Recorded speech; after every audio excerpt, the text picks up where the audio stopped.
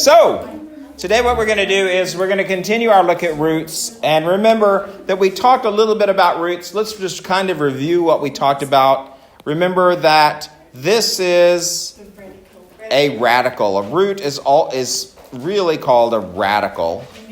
Root is simply an abbreviation for it, or another word we use for it. Inside the radical, we have what's called the what? Radicand. The radicand is the thing you're taking the root of. And it can be a number, it can be a letter, okay? Or it can be a combination of numbers and letters, right? Inside this little crook, we have what's called the index. That tells you what root you're taking, right? And a special thing about radicals is that there's no such thing as anything smaller than the second or square root. So if there's no index, assume a 2. We usually, if there's no number there, we assume it to be a what? A 1. But the first root of any number is itself. So that really just means you've drawn a radical for no reason, right? If you take the first root of 3, it's still 3, so there's no point. You wrote a lot of stuff for nothing, okay? So we never take the first root of any number. The smallest root of any number we're ever going to take is the second, also known as square root. So you're probably used to it as the square root, but it really means the second. And again, remember that when you're taking the root of a number, that simply means what number times what itself would give you the thing underneath. So we looked at a chart, and since we're only doing squares, we'll concentrate on squares right now. If we have the root of the number, the root is what you start with, and then we have the square of the number, okay? Well, so that means you're going to take the root and multiply it times what? Itself. So what's 1 times 1? 1 is a square, cube, whatever. It never changes. 1 times itself. So 2 times 2 gives you a square of 4. 3 gives you 9. 4 gives you 16. 5 gives you, etc., etc., etc., on into infinity. I expect you to know the squares up to 13. Okay? So 6 times 6, so 6 squared is 36. 7 squared is 49, 8 squared is 64, 9 squared is 81, 10 squared is 100, 11 squared is 121, 12 squared is 144, 13 squared is 169. Okay?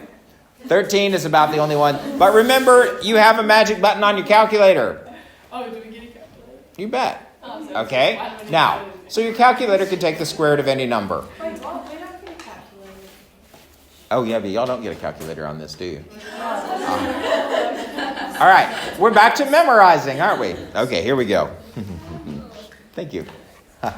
Okay, well, that's fine when we're dealing with numbers. So what I'm going to do is I'm just going to put a few roots down here, and we're just going to practice with some numbers really quickly. And then we're going to concentrate on variables, because the variables is where it gets a little funny. It doesn't get funny, but you're not gonna like it as much, right? You're used to thinking of squares for numbers. So this says the square root of 9. What number times itself is 9? 3. Is this in the book? Right now, I'm not in the book. Okay? Now, notice that it's just 3. There are actually, and we need to talk about that, there are actually 2 roots, a positive and a negative. Okay? But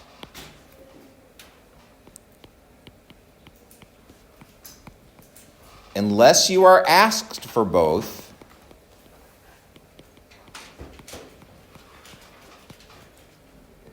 only give the positive. Okay? In reality, there are 2 roots for every perfect square. But unless you're asked for both, only give the positive one. It's also known as the principal root, okay? Because 3 times 3 is 9, but isn't negative 3 times negative 3 also positive 9? Yes. So you just see that in reality there are 2. So usually when you see this symbol, you just want the positive one, usually. Unless you're solving an equation, in which case you want both. And the only other time you want both is if they ask you for roots, plural. If it asks you for the square roots of a number in words, then that means we want both of them. If you don't put both, Okay. you get- Yes. If it asks for roots, plural, then you must give both. So if I ask you for the square roots,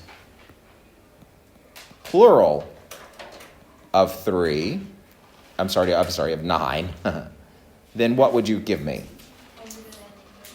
Yes, positive and negative. And we usually stack them together like this. If anytime you see anything stacked like that, that means in algebra that means or. So plus and minus stacked like that means plus or minus. That means you have both. Okay? Or plus and minus, I'm sorry, not or. Plus and minus. That symbol means and, so you have both. Okay? Not or, I'm sorry, I'm losing my mind. Now you could also write it as 3, negative 3, if you want to expand it out. No, that one looks. Okay? So you can either put plus or minus in front or 3, negative 3. Either way, either notation is fine. But again, you only want that here because it says roots what? Plural. Okay? What if I say just square root of 36? What do I want? 6. Just the positive value. Mhm. Well, when they say the square, like roots plural, is it always going to be like 2 negatives? Or... One will be, it'll be the same number, one positive, one negative. Okay? Yeah. Same number, one positive, one negative. All right. Now, to take the square root, or really any root, but of course we're concentrating on square roots, of a variable. What's a variable? Just a letter, right? Okay, it stands for some unknown number, okay? All you're going to do is simply divide the exponent by the index. Oh my dear, that was like... Okay? So just divide the exponent by the index. Now I'm going to make a little chart to show you why. Okay? But you don't have to use the chart for this. If you want to, you can, but I want you to see it because you can relate it back to the chart we made for squares. So say if the root is just plain old x, and you square it, what's x times x going to give you? X squared. If the root is x squared times x squared is x to the 4th. If the root is x to the 3rd, x to the 3rd times x to the 3rd is x to the 6. Remember, you add them when you're doing that, right? Okay? And now look. 2 divided by 2 is x to the 1st. 4 divided by 2 gives you x to the 2nd. 6 divided by 2 gives you x to the 3rd. You're undoubling it, right? Squaring means you double the exponent. So taking the root of it means undouble it, which means divide it by 2. Oh, so do you mean if you had like a... We're doing lots of examples, of course. You know me. All right? All right, so let's say, for example, we have the square root of x to the 10th. Now, it doesn't say square root, does it? But we assume it's square root because if you don't have any number there, you always assume it's a 2. Right? And if you want to write that 2 there, I'm perfectly happy with that. Okay? All right. But you're not going to see it in the book. Okay? Now, this is the square root of a variable. Yes? To take the square root of a variable, all I do is divide the exponent, which is a 10, divided by what's the index? Which gives me what? So it's x to the 5th power. Now, don't worry about plus and minus, right? Because it's giving you the symbol. Right. So, but we know that there are really two roots, but this is the principal or positive one. Now, the single biggest mistake that students make here is, notice that the answer is x to the fifth. The answer is not the square root of x to the fifth. We've used the radical, therefore it's gone. Okay? So,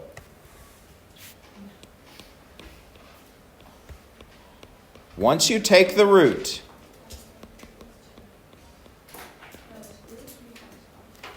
of a perfect square,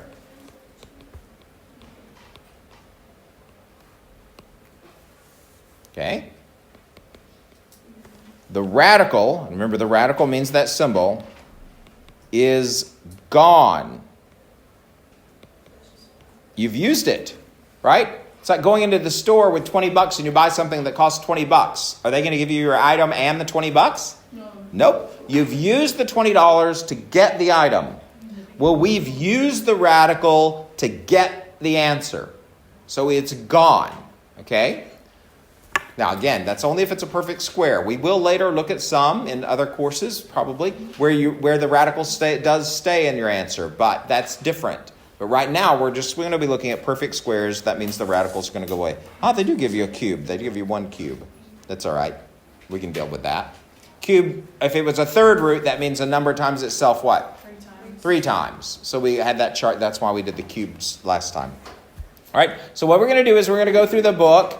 Anybody think about which ones I'm going to use for examples? The even ones? And what does that mean for you guys? We do the odd ones. That means for homework you do the odd. And also make note of the pages that we're on, and whatever pages we do, those are the ones you're going to do.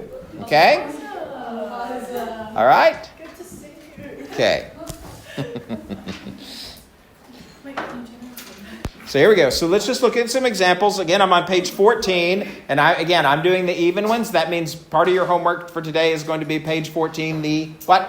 Odd ones. There you go. Let's establish a pattern there, guys. Okay. Oh, we did the first one. Here we go. So we did the first one. Number 2 was square root of x to the 10, so we did it. Now look at something like number 4. The square root of 36 x to the 6th. This one we have a number and a variable. We need to look at them separately. So it's square root. So what times itself is 36? 36. And what times itself is x to the 6? X to the, not 3, but x to the 3rd, right? Be careful. The way you say things does affect you, because later your brain's going to want to go back to the way you say it. So, because remember, when you're dividing, if it's an exponent, all you do is divide it by 2. Is that the answer? That's the answer. Oh, stop it. Holy guacamole. How easy is that? It's going to get worse. Okay? Why would it get worse? Where's the first one? You're always waiting for me to cause you trouble. Now, this one is not a square root. How can I tell that?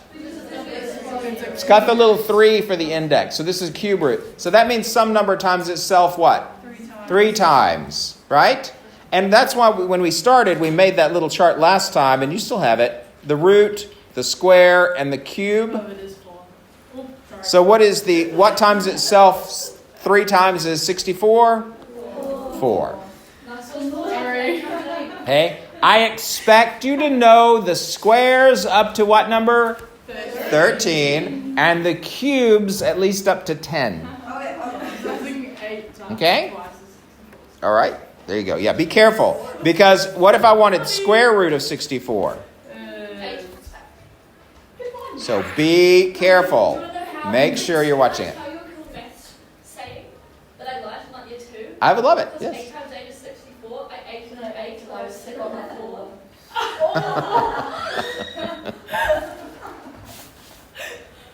I always wondered what y'all did in junior school. Okay, here we go. Oh, great. I recorded that. Perfect. Square root of 49. No wonder the junior school teachers look at me like, Here we go. Does it matter that I have so many pieces? No. Nope. One at a time. What root are we taking? No. The square root, right? So what is the square root of 49? 7. Excellent. What is the square root of x to the 8th?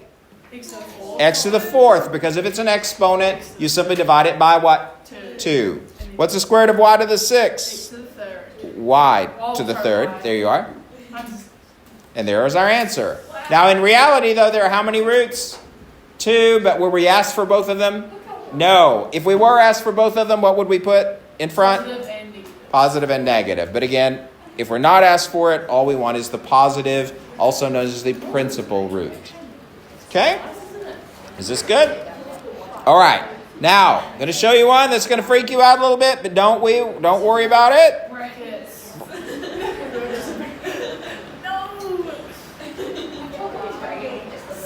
Okay? I do not have my labels. What is the base of the exponent? 6. The entire what? Bracket. So that means so this is the exponent we're going to divide.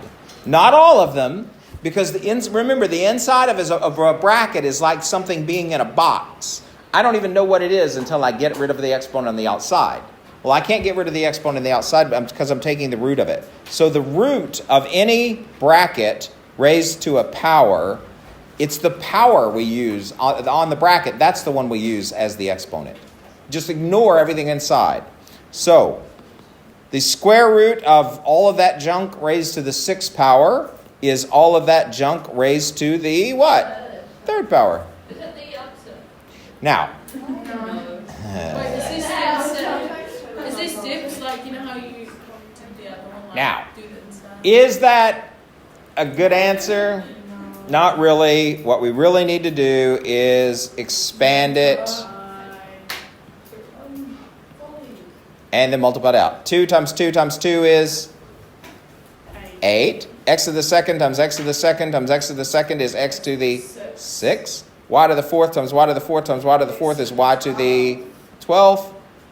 And that is the simplified answer. We really shouldn't leave brackets at the end. Now, because it says simplify. That means you have to do everything you can do. Okay? Right? If it just said take the root, I'd be okay with you leaving the bracket. But the directions do say to simplify, so we want the simplified answer. Okay? All right. One more. Square root of 64, x to the 64, y to the 16, z to the 36, or z to the 36, whatever you like, I don't care. All right. What root am I taking? The second root, the square root, right? Why is that important? Because it determines how you multiply. Yeah, what numbers you get, right? Because remember, the third root of 64 was 4. The square root of 64 was 8. So you can have the same number give you 2 different roots depending on what root you're taking. Square root of 64 is what? 8. The square root of x to the 64 is what? X to the 32, right? Not 32, but x to the 32. Divided by 2. As you're just dividing by 2. The square root of y to the 16 is y to the 8th. Say it for me. What is it? Not 8, but what? Y to the 8th. Good. The square root of z to the 36 is? 18.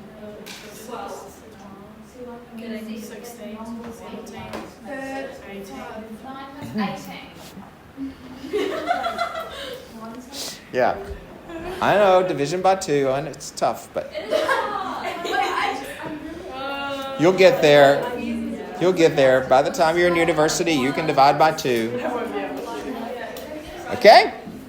How does that look? Good? Yes. Lady, I like it when you want expansion for things. So say we have the third root of y to the 9th. We would just divide the 9 by 3, which gives us y to the 3rd. The rule never changes, even though the index does. Yes, ma'am. And we're actually dividing the exponent. Divide the exponent by the index. Divide, we mean minus. We, The right. exponent, Exactly. but it's For this, you actually divide. Yes. Yeah, and that's the problem is you have to remember to identify the operation you're working with because that tells you which rule to use. And the rule changes depending on it. Now, we had a question from a member of the audience about what happens when you have a decimal. So the square root of 0. Sorry, I'll always put the 0. 0.49. Just ignore the decimal. What would be the square root of 49 be? 7. Oh, 0. But it's not going to be 7. It's going to be just 0.7. Okay. Well, Not 0.07. what about No, exponent? because 7 times 7 is 49, not 2 sevens. There's not two. Because if you did that times itself, how many decimal places would you get? You would get 0.0049. you get a lot more decimal places. Sorry, Oh, 4 of them. decimals were weirdly- Yeah. they were, like, way small, really. Okay, that's what I get for making fun of y'all for